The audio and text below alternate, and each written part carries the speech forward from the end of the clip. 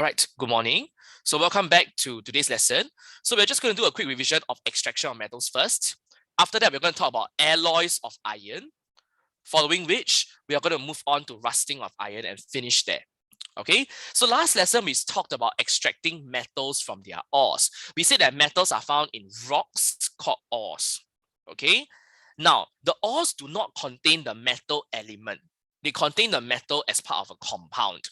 Usually it's the oxide, because the metals, they are reactive enough to react with oxygen in the air to form oxides. Therefore, to get the metal out as an element, you need to find a way to convert the oxide back to the metal element. Now, there are two possible methods to do that. The first method is electrolysis, meaning using electrical energy to decompose the metal compound back into the metal. All right.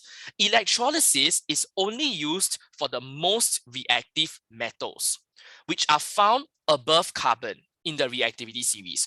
So last lesson, we went through this. Importantly, I want you to link these points together. If the metal is very reactive, it's above carbon. If it's above carbon in the reactivity series, the oxide cannot be reduced by carbon. Therefore, you must use electrolysis to extract it.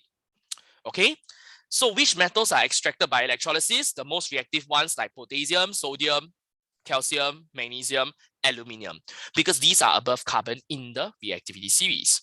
For the other metals, which are less reactive, they are below carbon in the reactivity series. Therefore, their oxides can be reduced by carbon. So for that, we would choose to use reduction of their oxide with carbon. A sample equation for this is given below, where zinc oxide is reduced using carbon. So zinc oxide plus carbon gives you zinc and carbon dioxide. You can see this at the bottom of page 3. Okay, and like I said, you should be proficient enough to explain this reaction between zinc oxide and carbon using redox, using oxidation states. Okay. Now, finally, one last metal right at the bottom of the reactivity series is gold. So gold is at the bottom of the reactivity series, meaning it is one of the least reactive. Gold is so unreactive that it doesn't react with oxygen at all. Therefore, gold can be found as the native element in the ground. Native element meaning it's not combined with other elements. So gold is found on its own as an element. And all you need to do to extract gold from the ground is to filter it out. Okay. Now we have also done question set 1, question 3, the MCQ on page 6 last lesson. So make sure you don't fall for the trick. Most students seem to think that if the oxide of the metal cannot be reduced, like as highlighted in blue, you can see that metal Z, the oxide of metal Z cannot be reduced with carbon. Most students seem to think that, oh, that means Z is not so reactive. Actually, it's the opposite. If the oxide cannot be reduced by carbon, that means the metal is very reactive. All right. So please make sure you don't fall for this trick. All right. We also went on to talk about the extraction of iron from the ore called hematite. All right. So there's a series of 5 steps, okay, that you must follow in order to extract molten iron from hematite. You need to learn these 5 steps well. You need to be able to write the equations. You need to be able to tell me which ones are redox, which ones are not redox reactions. All right. So we went through this set of 5 reactions last lesson. All right. We also went through what are the raw materials that need to be added into the blast furnace for the extraction of iron. Okay, so I would strongly advise you to watch the previous video, Metals Lesson 4, as well as to study this page thoroughly to ensure that you are able to write out everything on this page confidently. All right, so this was last lesson where we had stopped. Okay, for those in the Zoom room, if you have any questions at this stage, okay, you may wish to ask. If not, I will actually move on to the next part. Okay, so this is page 7 of the metals notes.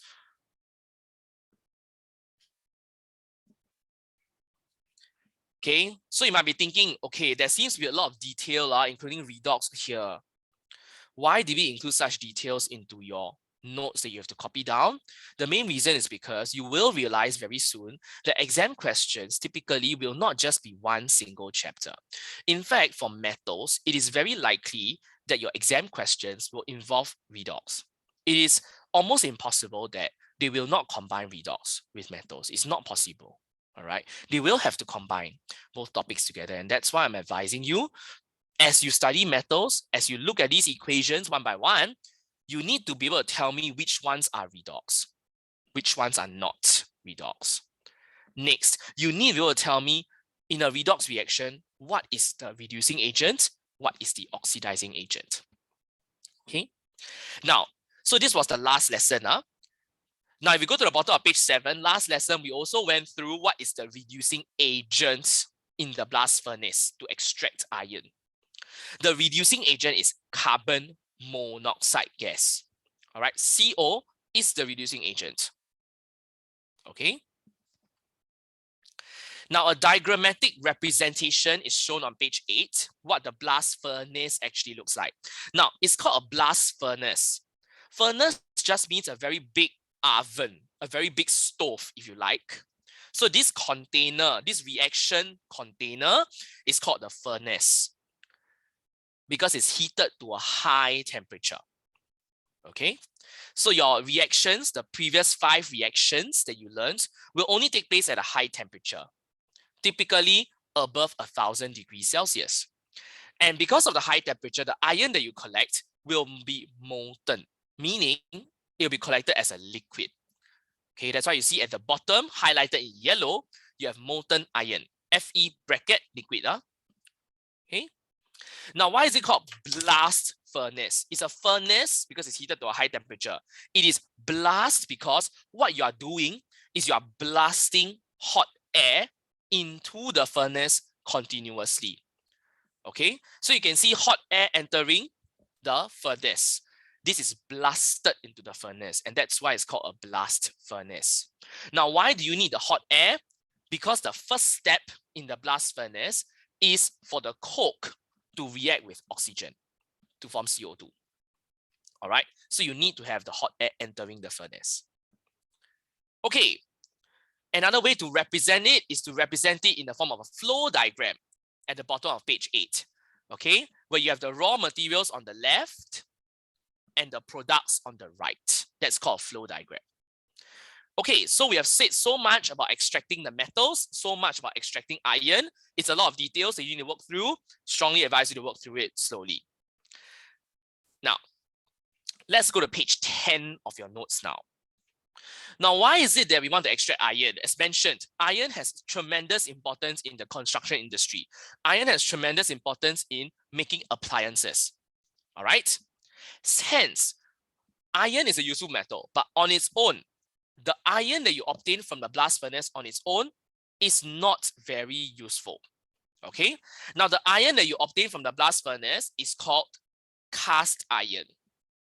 Now, cast iron is not very useful because, number one, it still contains several impurities. Even after you added limestone to remove acidic impurities, there are still some impurities left.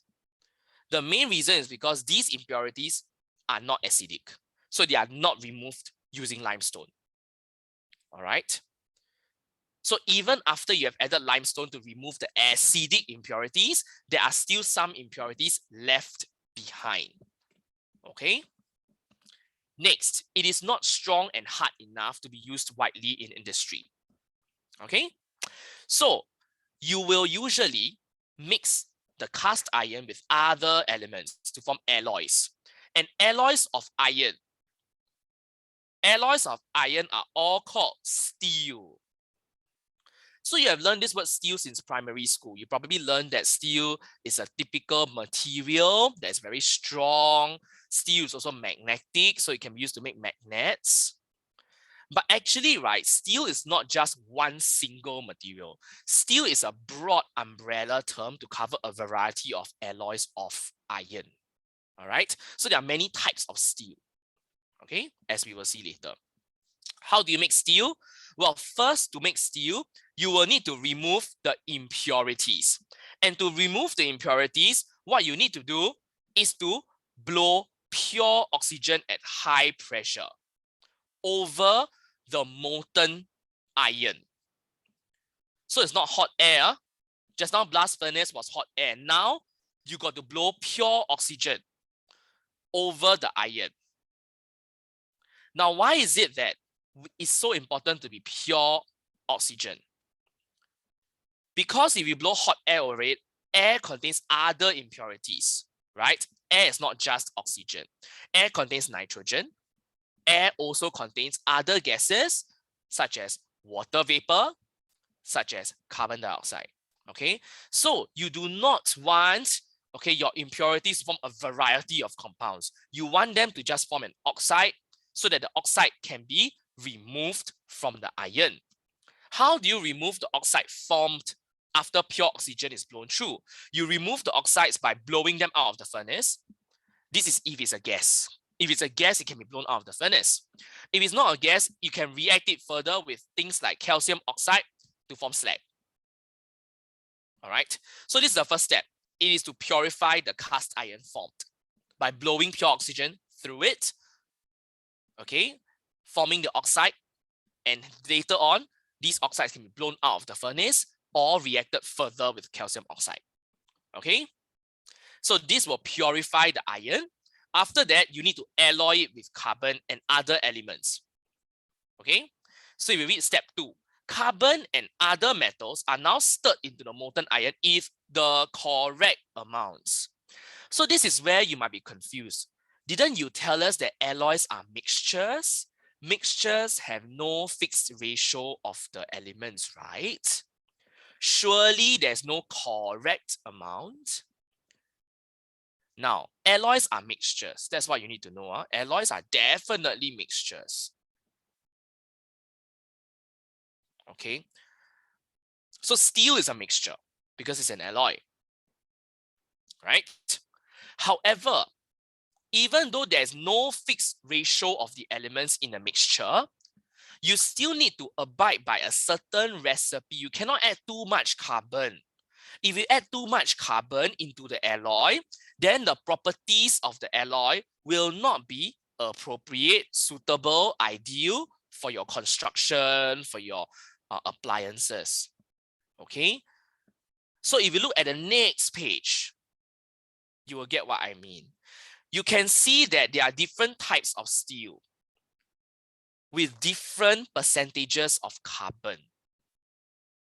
This tells you that there is no fixed ratio of carbon and iron in steel.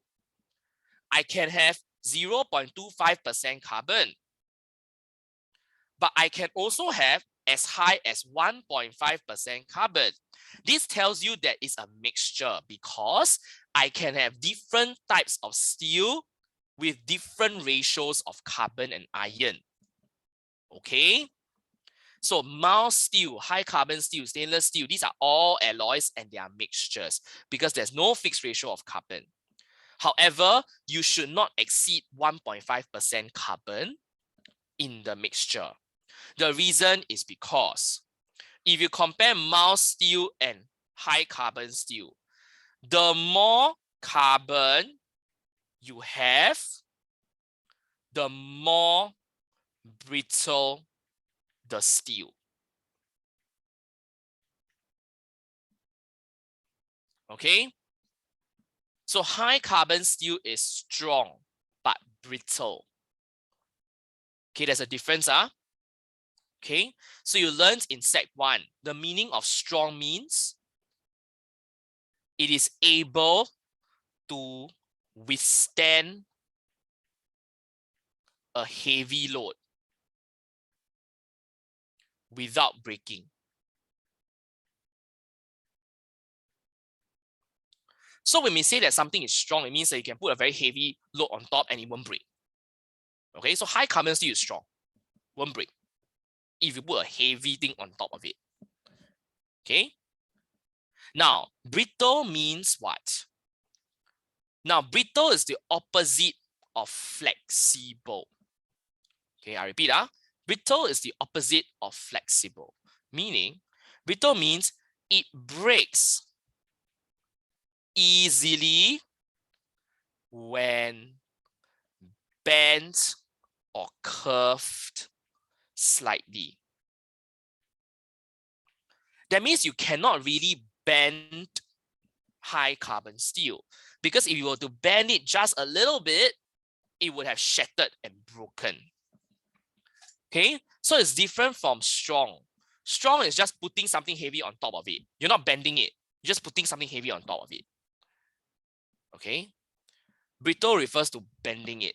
Can you bend it? You can't, because brittle means it breaks easily when bent. And that's why you see the uses of high carbon steel. High carbon steel is used to make knives, hammers. You are not going to bend the knife, right? Okay.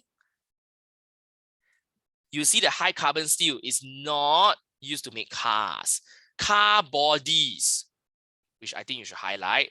Car bodies must be made using mild steel. And the reason is simple. A car obviously requires the metal plating to be bent. So if you use high carbon steel, it would break. Mild steel, on the other hand, is malleable and flexible, so it can be bent and curved to make the car body. Okay? Okay, so what is the exam question like? The exam question can be asking you, which alloy is used to make car bodies? Mild steel. The exam question could ask you, oh, what is the difference between mild steel and high carbon steel? The difference is that high carbon steel contains a higher percentage of carbon. Therefore, it is more brittle. Okay. Now, besides mild steel and high carbon steel, we have also learned before this year about stainless steel.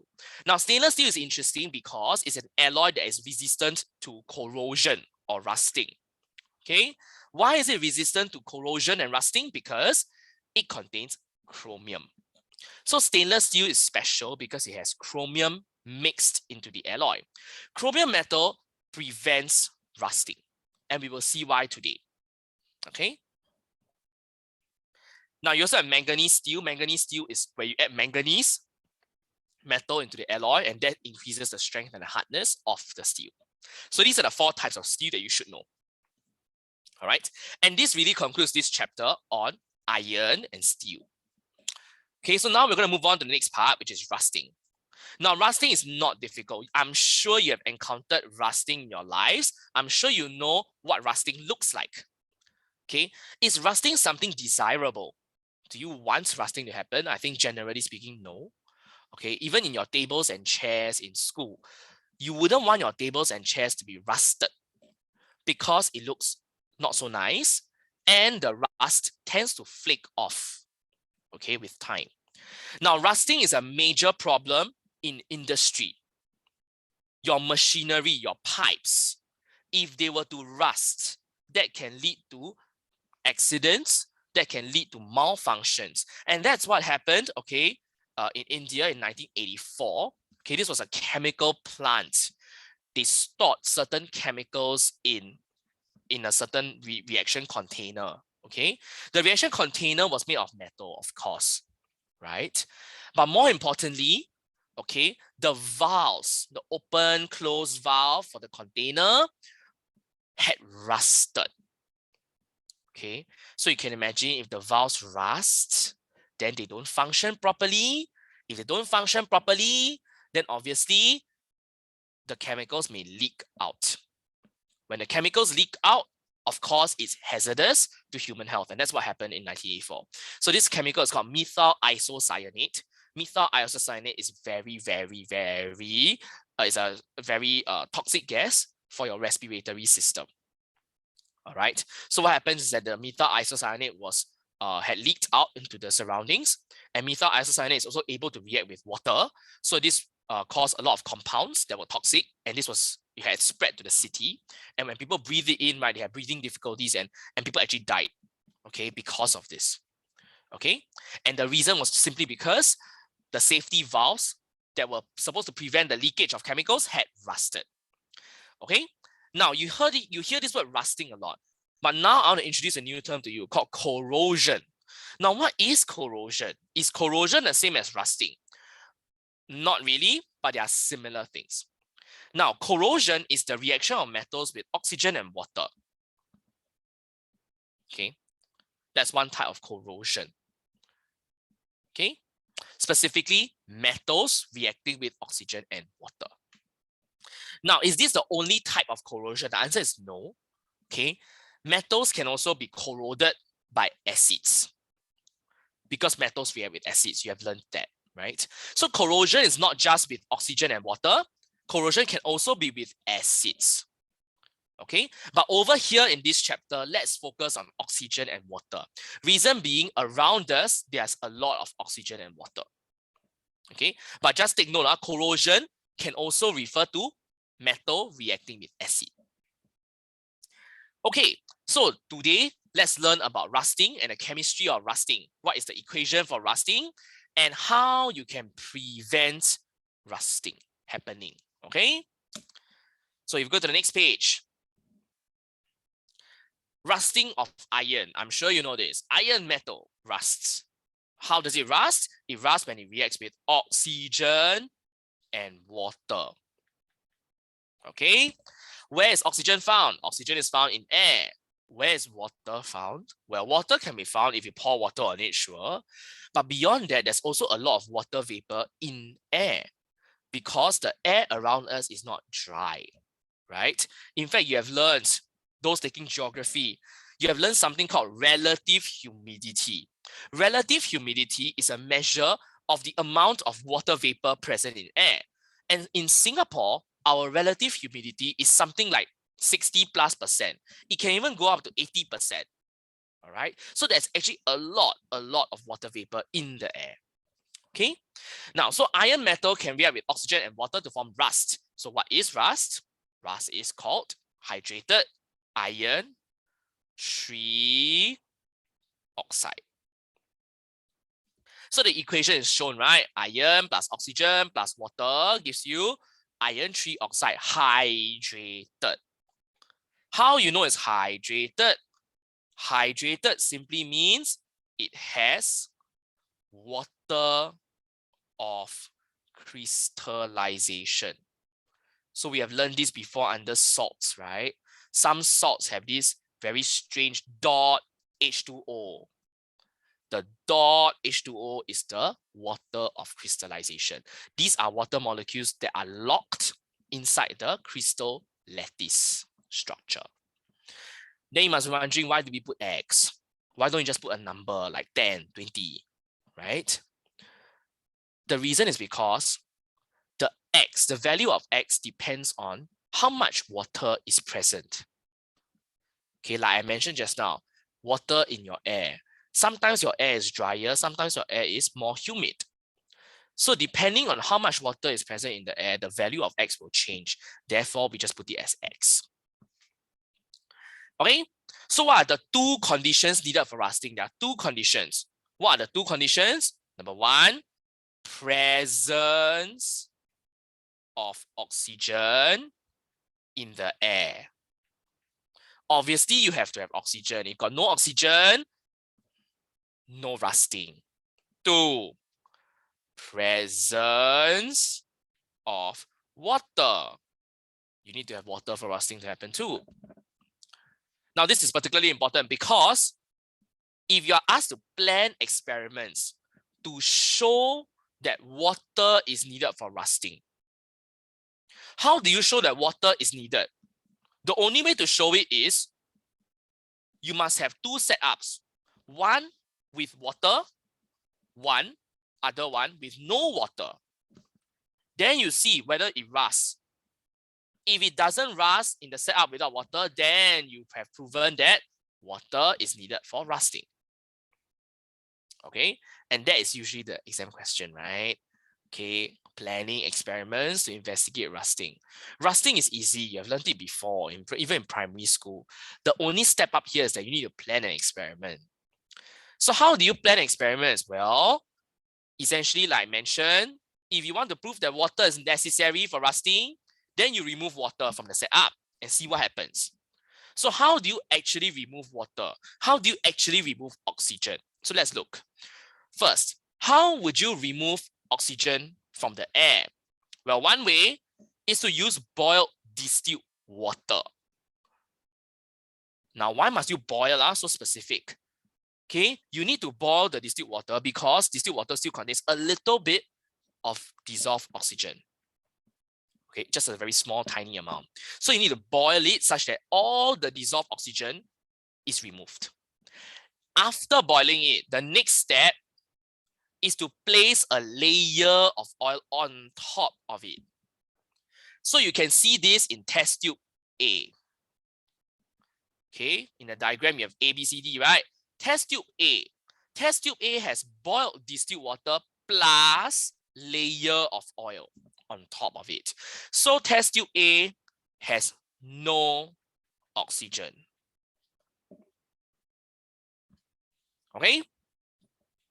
Next, water. How would you remove water from a setup?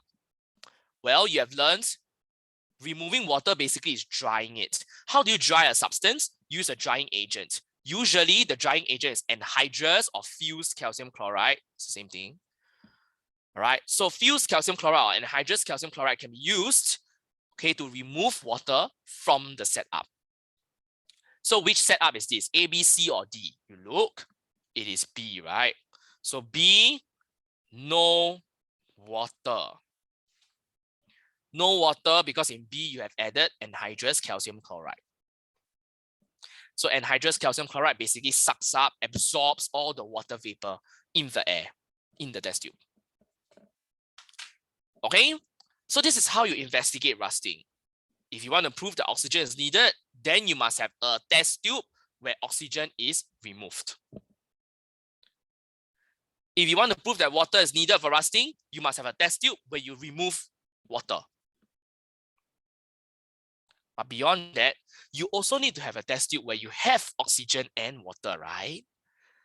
So that's what test tube C is for. Test tube C is your control, where you have oxygen and water also. Okay. Okay, so not surprisingly, the plan is very straightforward. First, before you do anything, make sure that your iron, you can use nails, you can use sheets, doesn't really matter. The most important thing is that you must clean it first. Don't clean with water, clean with sandpaper to remove any rust already present. All right. Next, you must measure the initial mass of the iron nails. Okay, then you place the iron nails in the test tubes as shown in diagram previously, ABCD. Now, after 1 week, you measure the final mass and note the change in mass if there is any change. And you see the final appearance of the iron nails. Now, you notice in rusting experiments, what you are measuring is mass. Why? Let's look at it later. Okay, but let's look at the results of the experiment first. For test tube A, just now we mentioned, if you look back at test tube A is the one with boiled distilled water and a layer of oil. Boiled distilled water, layer of oil. Boiled water plus oil, right? This will ensure that oxygen is not present. It removes oxygen. It removes oxygen, it doesn't remove water, so water is present. So you notice, if oxygen not present but water is there, the nail still don't rust, doesn't rust. Okay, next. Test tube B is the one with anhydrous calcium chloride. Anhydrous calcium chloride removes water. So water not present, but oxygen is still present. So you notice, oh, if water is not present, it still doesn't rust. Therefore, you have proven that water is needed for rusting to take place. Okay, then test tube C is the one with both oxygen and water present. That is rusting. And you notice something unique. When rusting takes place, there is an increase in the mass of the metal, the nails. Why? Let's think about it. We're going to go through it. Finally, the last one. The last one, I didn't really go through, right? Test tube D. If you look back at test tube D, what's so special? Test tube D, right, actually, is almost like test tube C. It's almost the same. Just that in test tube D, you have used sodium chloride solution, otherwise known as salt water. Right? Sodium chloride is salt water lah. So what difference would it make? Well, when you use salt water instead of normal tap water or distilled water, you have a lot of rusting.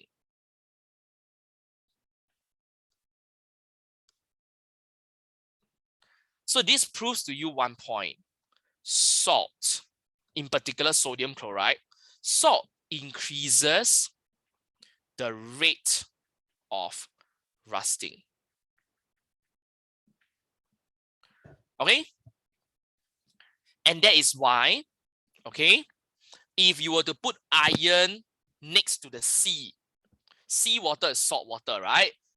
Things will rust faster and more extensively near the seaside because the salt water contains salt. Salt increases the rate of rusting. Okay, which is the answer to question 1, of course. Then you must be asking, oh, is it just sodium chloride or other salts also work? Most salts will increase the rate of rusting. Okay, most salts.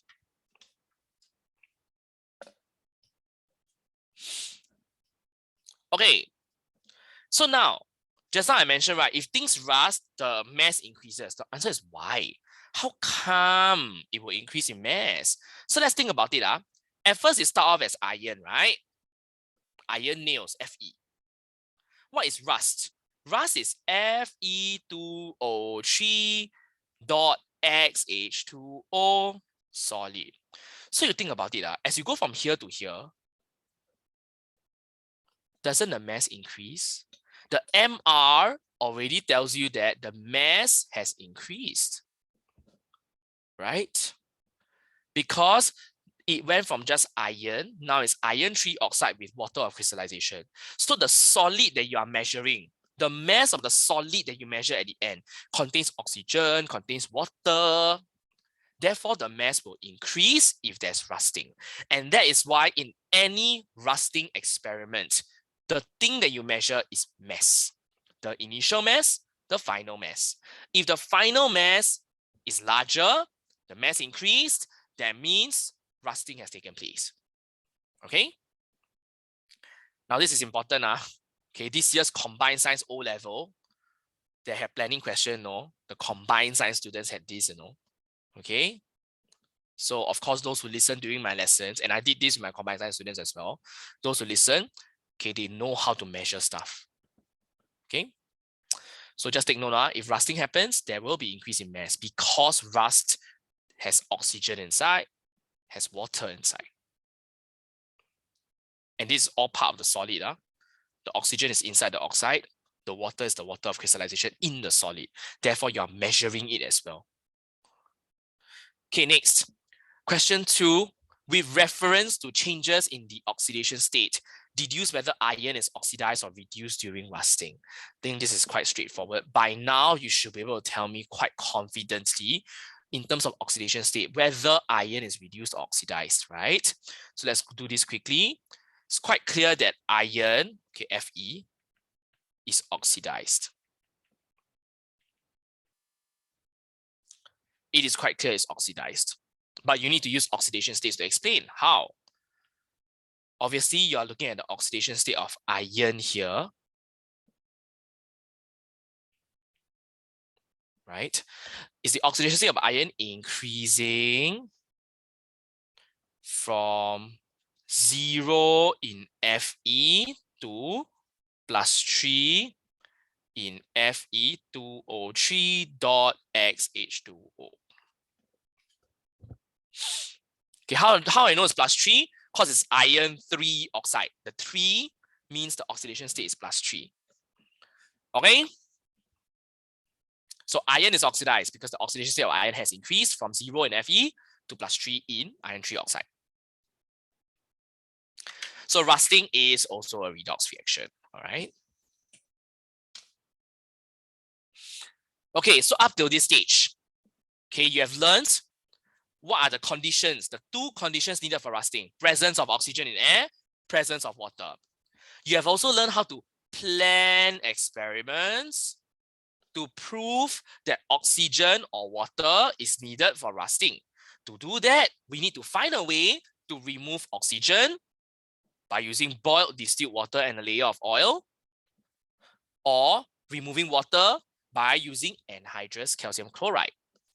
Okay, and we have also learned in an experiment to investigate rusting, you need to measure the initial and final mass. If rusting has happened, that means the mass should increase. Okay, so that is it for page 14. Now the next part is equally important. So at the start of this lesson, we mentioned, right, if things rust, they will become more brittle, they will start flaking off, then it will not function properly and can be dangerous. Like in the case of the chemical leak in India that we mentioned, that's where the metals had rusted and therefore the chemicals had leaked out of the container, causing a tragedy to happen. So you need to find a way to prevent rusting. Actually, this one is quite straightforward. I'm sure you've encountered this in your life, at least the first three. Now, there are many methods to prevent rusting. Many methods. I've broadly grouped them into 3 groups for you. Okay? Now, the first group, which is painting, oiling, greasing, plastic coating, electroplating. The whole first group, these first 4 methods, is basically putting an outer layer on the iron. Okay? So when you paint, you are putting a layer of paint on the iron. When you oil, you're putting a layer of oil onto the iron. Okay? Now, this is actually what happens in your classroom. Your chairs, the legs of your chairs are made of iron. Okay? To prevent rusting of your chairs, you need to paint over it. It's painted. And that's why we always tell you all, don't go and scratch. Okay? When you scratch the legs, you are scratching the paint off. When you scratch the paint off, obviously the iron will start to rust. Okay? So how does painting work? Painting, basically, the layer of paint will prevent the iron metal from coming into contact with oxygen and water. That's why when you scratch, the layer is damaged, then the iron is exposed to oxygen and water, and then it will rust. Okay? So same with oiling, same with plastic coating, same with electroplating. Electroplating means we use electricity to plate a metal on top of the iron, another metal on top of the iron, usually tin. Okay, then you must wondering, then tin won't rust, meh? Yeah, tin doesn't rust because tin is less reactive than iron. Okay. So the first group of methods is just an outer layer, essentially. Either use paint, oil, plastic, tin, you put an outer layer. But the thing about the outer layer is that once the layer is damaged, just damage a little bit, the iron will rust already. Okay. Now the next method is called use of alloys, namely stainless steel. So just now we mentioned stainless steel is a special alloy that doesn't rust, is resistant to rusting because it contains chromium metal. Now, chromium metal is reactive. Chromium is a reactive metal. Chromium is more reactive than iron. So if it's reactive, then how does it even work? Surely it will cause the rusting to be worse? No. The difference is that chromium metal is reactive. It reacts with oxygen. But once it reacts with oxygen, it forms this layer of chromium oxide and it's impermeable. Impermeable means things cannot go through it. So the chromium oxide is formed as a layer on top of the iron. So like let's say this is the iron metal. The chromium oxide is a layer on top of it.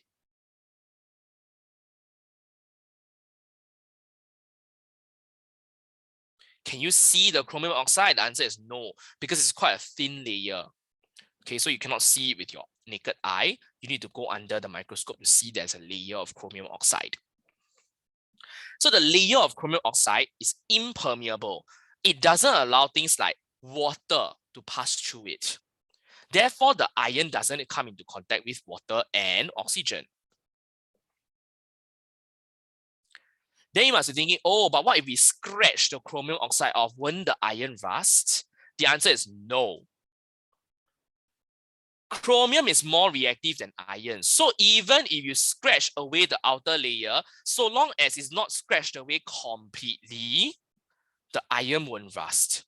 Because if there's still chromium left, the chromium will react first because it's more reactive. So it will form back the oxide layer on its own. Unless you scratch until no more chromium left, which is very unlikely. Okay. So the good thing about stainless steel is that even if you scratch a little bit, damage the layer a little bit, the iron still won't rust because chromium is more reactive than iron. So chromium is able to react with oxygen to reform that layer of chromium oxide on its own. Okay, so stainless steel is a material that's familiar to you in your daily lives. Stainless steel is used to make your fork and spoon. Okay, it's used to make surgical equipment. Okay, imagine surgery operations. You don't want there to be rust, right? Imagine if the surgeon were to use a scalpel, a knife that's rusty. That's dangerous because bacteria can grow on rust. Okay, so surgical equipment also made using stainless steel. Now, chrome plating means you plate chromium onto the iron. Okay, similar concept, but this one is you really plate the whole chromium onto the iron itself. Okay, now chrome plating is useful because it is resistant to rusting, same reason here. But beyond that, chrome plating also allows the finished product to look very shiny, which is good if you are making things like things to sell. Let's say you are making an ornament that you wish to sell. You want it to look attractive. You can consider chrome plating. Okay. Now the last one is called sacrificial protection. This is important. Not that the rest is not important. The rest are also important. Sacrificial protection is particularly important because combined science doesn't have this. Only Pure Chem has this. And you will realize that many questions revolve around sacrificial protection. Now, what is sacrificial protection? Sacrificial protection, the name comes from sacrifice. So what are you sacrificing? You sacrifice the more reactive metal. Why? More reactive metal will react with oxygen and water in place of the iron. To protect the iron, I will help to react with oxygen. So for example, if I put magnesium with iron, okay, not as an alloy, you just have to connect them together. Maybe put one block of magnesium on top of the block of iron. Just put them together. Don't need to mix. Don't need to make alloy. Just put on top. So what happens is that magnesium is more reactive. Magnesium will sacrifice itself. Magnesium will react with the oxygen and water. Then iron will be safe. All right? So that's how sacrificial protection works. The more reactive metal will react instead of iron. So how does it work? Okay, if you look at the picture below, okay, like in the ship, bars of zinc can be fixed to the ship's hull. The ship's hull is basically the sides of the ship, okay? The side of the ship is made of steel, it's made of iron, okay? So when you attach zinc to it, zinc is more reactive than iron, so zinc will react with the water and oxygen instead of iron, okay? Instead of using zinc, you can also use magnesium.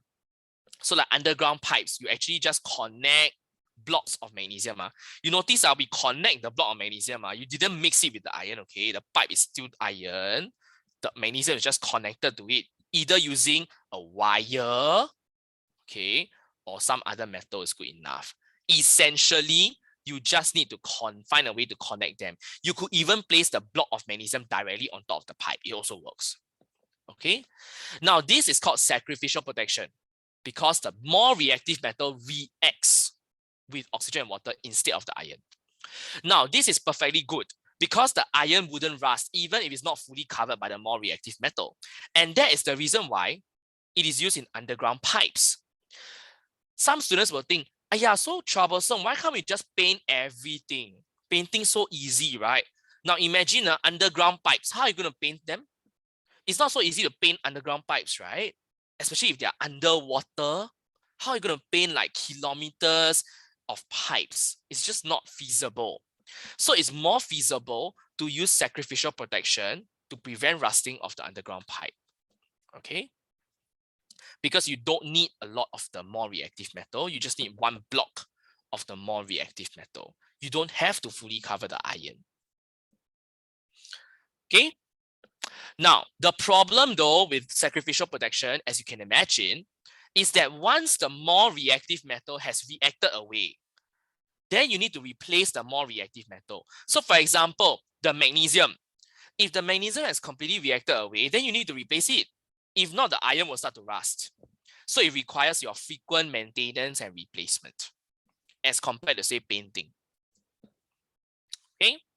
So these are the three broad methods that you need to know about rust prevention.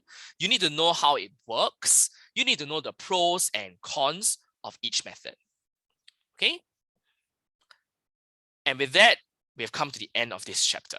Okay, so before we end off, right, can we go to page, okay, what page is this? 17. Can we go to question 3 and look at this MCQ? Now, this is an actual exam style MCQ on the rusting of iron. Okay, and you will see this set up quite often. So the question now is, you can see there's water, there's air. Okay, so there's water, there's air, right? That means there's water, there's oxygen. So the iron will rust. And indeed, it has rusted.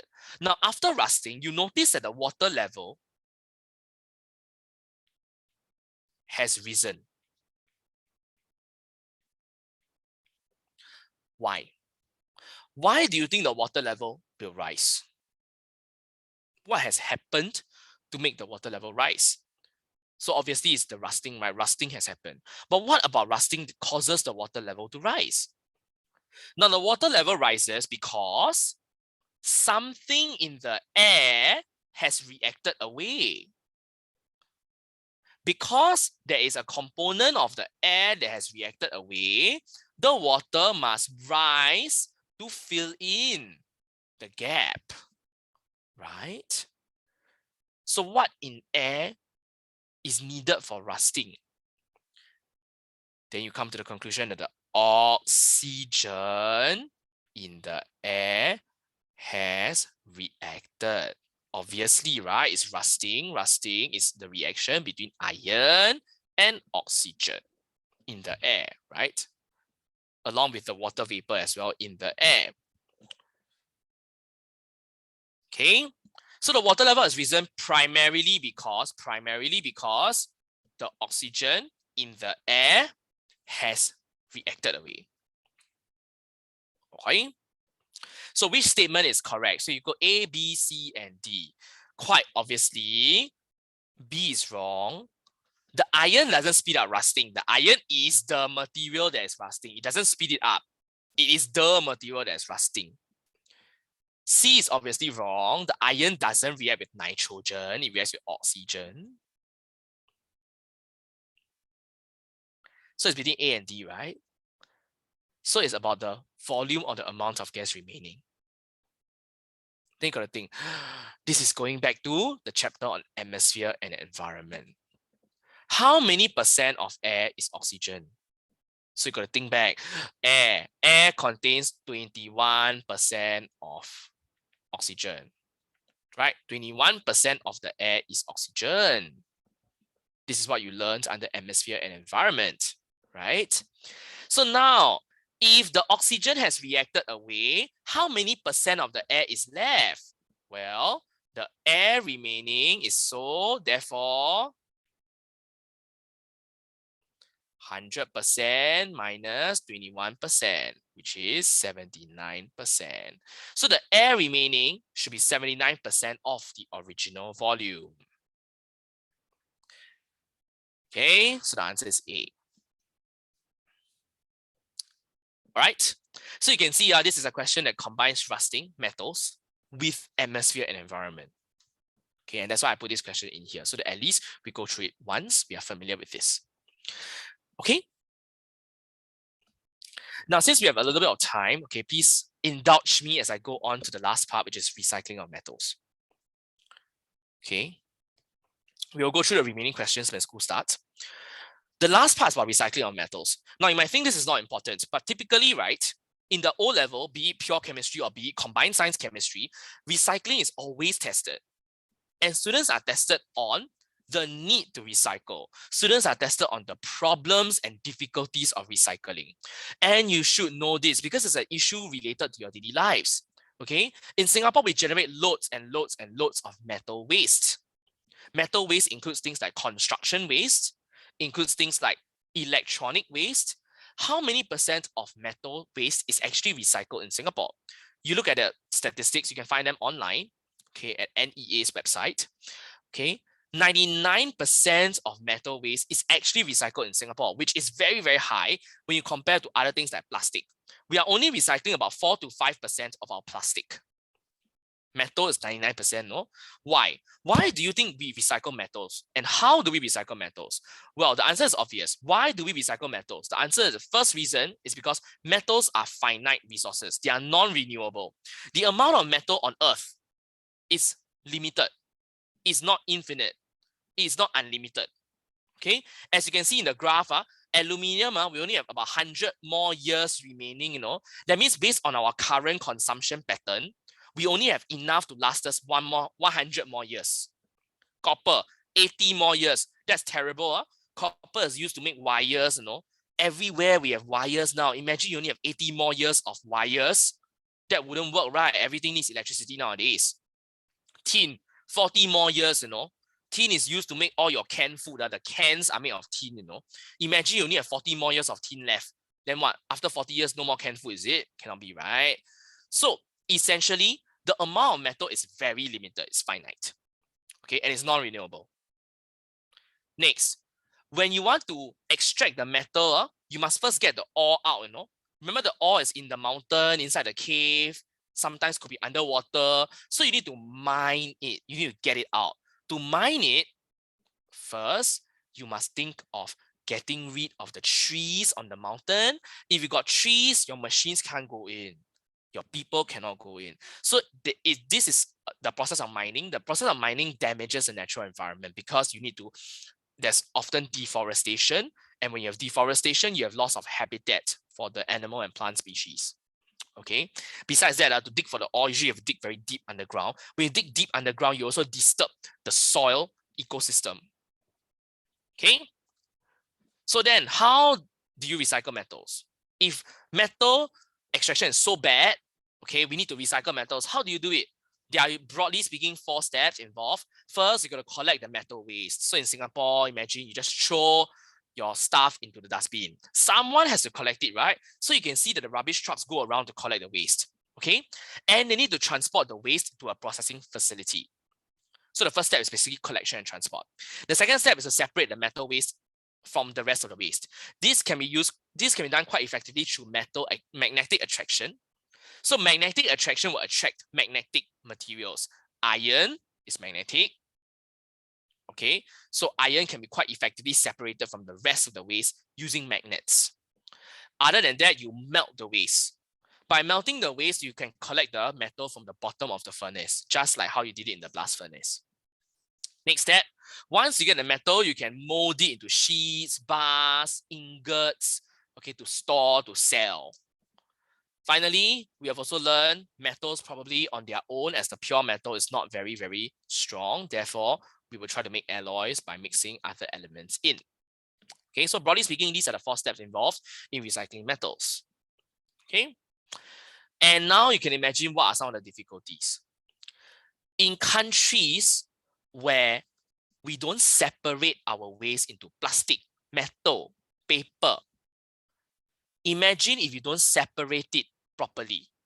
It creates more problems later on because you have to go through even more separation,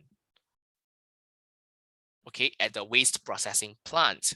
And that's why in certain countries like Germany, for example, I lived in Germany for a number of years.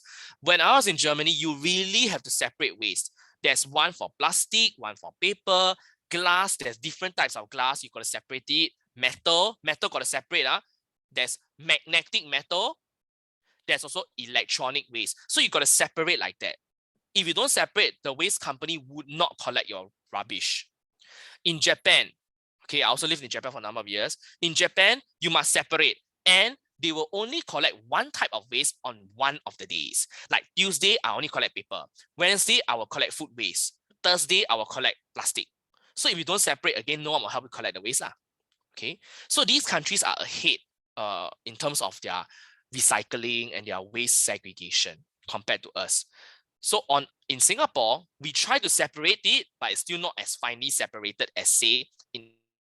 So it takes time to actually educate people about waste segregation and how can we recycle more effectively.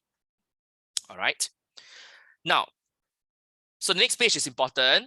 Okay, the advantages or the reasons for recycling. This one is commonly tested. Okay, so my combined science students know every single time they will test, state 2 reasons why it's important to recycle metals. Okay, there are 3 reasons there. Okay, which is what we mentioned already. Of course, recycling has its own disadvantages or problems. First, recycling of metals can be costly. Let's not assume that recycling is cheap. It may not be, because you need to transport, you need to separate the waste, all these costs money. Next, we also don't assume that recycling will always be environmentally friendly. Sometimes, if you don't recycle it properly, it could cause further problems. Take, for example, recycling of electronic waste.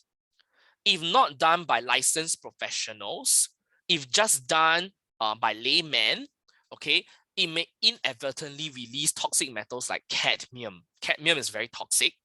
Okay, can release it into the river and then cause a lot of other problems. Okay, so previously we used to send a lot of this electronic waste to the developing countries. Developing countries usually don't have the means to separate and handle electronic waste very well. So they become a dumping ground for the electronic waste. And over time, the electronic waste, the cadmium metal leaks out into the water and it poisons the water supply. Okay, so this is a whole issue. We used to just send all these waste to developing countries and forget about it, but clearly that is not an ethical position to take. Okay, and finally, let's mention recycling takes time and effort for people to adopt it as part of their lifestyle. Okay, so if you go to other countries, really, it's a shock to most Singaporeans that, oh my God, they only collect rubbish on one day of the week. Oh my God, they only collect one type of rubbish on this day. You just have to learn to adapt, and it takes time and effort to educate people to change mindsets. All right, but recycling is very needed because the supply of metal resources is finite and limited. Okay, so that concludes the entire chapter on metals. All right, so I shall stop the recording now. Thank you.